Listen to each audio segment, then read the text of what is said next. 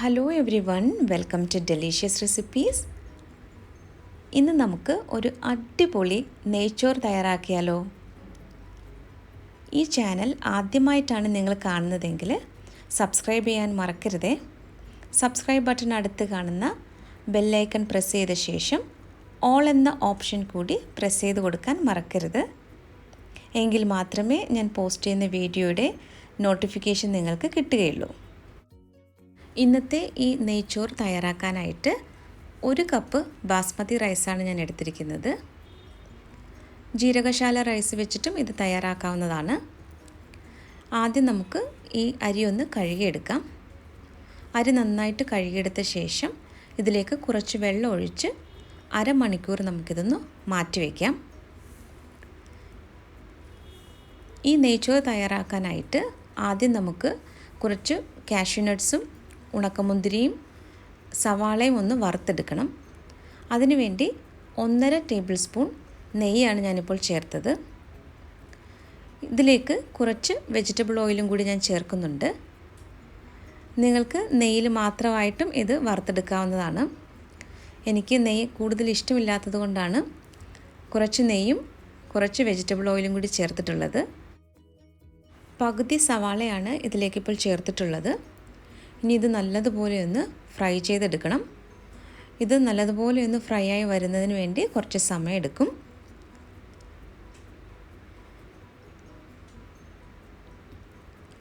ഇപ്പോൾ സവാളയുടെ കളറൊക്കെ നന്നായിട്ട് മാറി വന്നിട്ടുണ്ട്. ഇനി നമുക്കിത് ഈ എണ്ണയിൽ നിന്നും എടുത്തു മാറ്റാം. ഈ ഒരു കളറാകുമ്പോൾ തന്നെ ഇത് എണ്ണയിൽ നിന്നും കോരി മാറ്റണം, അല്ലെങ്കിൽ ഇത് പെട്ടെന്ന് തന്നെ കരിഞ്ഞു പോകും. ഞാനിവിടെ എല്ലാ വറുത്തെടുത്ത സവാളയും ഒരു സ്ട്രെയിനറിലേക്ക് മാറ്റിയിട്ടുണ്ട്. ഇനി നമുക്ക് കുറച്ച് കാഷ്യൂ നട്ട്സ് കൂടി ഒന്ന് വറുത്തെടുക്കണം. ഈ കാഷ്യൂ നട്ട്സിൻ്റെയും ഉണക്കമുന്തിരിയുടെയും അങ്ങനെ പ്രത്യേകിച്ച് അളവൊന്നുമില്ല. നമുക്ക് ഇഷ്ടത്തിനനുസരിച്ച് കുറച്ച് ചേർത്ത് വറുത്തെടുക്കാവുന്നതേ ഉള്ളൂ. ഇനി കുറച്ച് ഉണക്കമുന്തിരി കൂടി ഒന്ന് വറുത്തെടുക്കാം. ഈ ഒരു നെയ്ച്ചോറ് തയ്യാറാക്കാനായിട്ട് വളരെ എളുപ്പമാണ്. ഇത് വളരെ ടേസ്റ്റി ആയിട്ടുള്ള ഒരു നെയ്ച്ചോറാണ്. അപ്പോൾ ഇതെങ്ങനെയാണ് തയ്യാറാക്കുന്നതെന്ന് നോക്കാം. ഒരു കടായിൽ 1 ടേബിൾ സ്പൂൺ നെയ്യാണ് ഞാൻ ചേർത്തത്. നിങ്ങൾക്ക് കൂടുതൽ നെയ്യ് ഇഷ്ടമുണ്ടെങ്കിൽ അല്പം കൂടി ചേർക്കാവുന്നതാണ്. ഇനി ഇതിലേക്ക് നമ്മൾ ചേർക്കുന്നത് ഒരു ചെറിയ കഷ്ണം പട്ടയും 2 ഏലക്കയും 2 ഗ്രാമ്പൂവും 1 തക്കോലവുമാണ്. ഇത് ചെറുതായിട്ടൊന്ന് ചൂടായി വരുമ്പോൾ പകുതി സവാള ഇതിലേക്ക് ചേർത്ത് കൊടുക്കാം. സവാള ഒന്ന് നല്ലതുപോലെ ഒന്ന് വഴറ്റിയെടുക്കണം.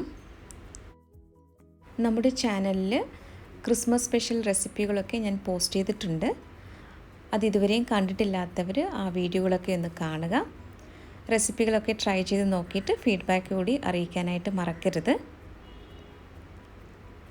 ഇപ്പോൾ സവാള നല്ലതുപോലെ വഴന്ന് വന്നിട്ടുണ്ട്. ഇനി നമുക്ക് കുതിർത്ത് വെച്ചിരുന്ന അരി ഇതിലേക്ക് ഇട്ട് കൊടുക്കാം. അരമണിക്കൂറാണ് ഞാൻ വെള്ളത്തിലിത് കുതിർത്ത് വെച്ചത്. അരമണിക്കൂറിന് ശേഷം അതൊരു സ്ട്രെയിനറിലേക്ക് മാറ്റിയിട്ടുണ്ടായിരുന്നു. ഇനി അരി ചേർത്തിട്ട് 2 മിനിറ്റ് നല്ലതുപോലെ ഒന്ന് വറുത്തെടുത്തിട്ടുണ്ടായിരുന്നു. അതിന് ശേഷമാണ് ഇപ്പോൾ തിളച്ച വെള്ളം ചേർത്തിട്ടുള്ളത്. 2 കപ്പ് തിളച്ച വെള്ളമാണ് ഞാനിപ്പോൾ ചേർത്തത്. ഇനി ഇതിലേക്ക് ആവശ്യത്തിനുള്ള ഉപ്പ് കൂടി ചേർത്ത് കൊടുക്കാം. നന്നായിട്ടൊന്ന് ഇളക്കി കൊടുക്കാം.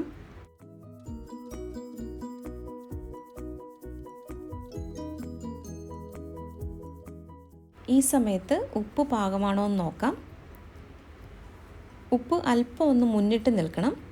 എങ്കിൽ മാത്രമേ ചോറ് വെന്ത് വരുമ്പോൾ അത് കറക്റ്റായിട്ട് വരികയുള്ളൂ.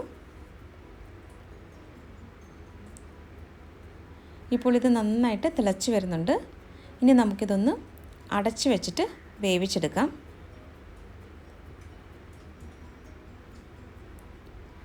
ഇടയ്ക്കിതൊന്ന് തുറന്നിട്ട് ഒന്ന് ഇളക്കി കൊടുക്കാനായിട്ട് മറക്കരുത്.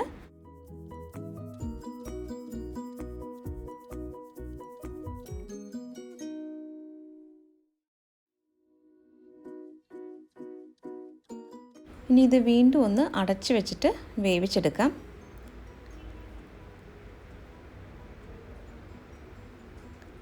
നമുക്കിതൊന്ന് തുറന്ന് നോക്കാം. പാകത്തിന് ചോറ് വെന്ത് വന്നിട്ടുണ്ട്. വെള്ളമൊക്കെ നന്നായിട്ട് വറ്റിയിട്ടുണ്ട്. ചോറൊട്ടും തന്നെ ഇത് കുഴഞ്ഞു പോയിട്ടില്ല. പാകത്തിനുള്ള വേവായിട്ടുണ്ട്. ഇനി ഇതിലേക്ക് നമുക്ക് നേരത്തെ വറുത്ത് വെച്ചിരിക്കുന്ന കാഷ്യൂ നട്ട്സും ഉണക്കമുന്തിരിയും സവാളയും കൂടി ചേർത്ത് കൊടുക്കാം. അങ്ങനെ അടിപൊളിയായിട്ടുള്ള നമ്മുടെ നെയ്ച്ചോറ് ഇവിടെ റെഡി ആയിട്ടുണ്ട്. ഞാനിപ്പോൾ ഫ്ലെയിം ഇവിടെ ഓഫ് ചെയ്തിട്ടുണ്ട്. അപ്പോൾ നമുക്ക് ഈ കാഷ്യൂ നട്ട്സും ഉണക്കമുന്തിരിയും സവാളയൊക്കെ ഒന്ന് വെച്ച് ഗാർണിഷ് ചെയ്തപ്പോൾ നല്ല ഭംഗിയുണ്ട് ഇത് കാണാനായിട്ട്. കഴിക്കാനാണെങ്കിലോ അതിലേറെ ടേസ്റ്റിയുമാണ്. അപ്പോൾ ഈ ഒരു റെസിപ്പി എല്ലാവരും ഒന്ന് ട്രൈ ചെയ്ത് നോക്കണം. മറ്റൊരു നല്ല റെസിപ്പിയുമായിട്ട് വീണ്ടും വരാം. Thank you.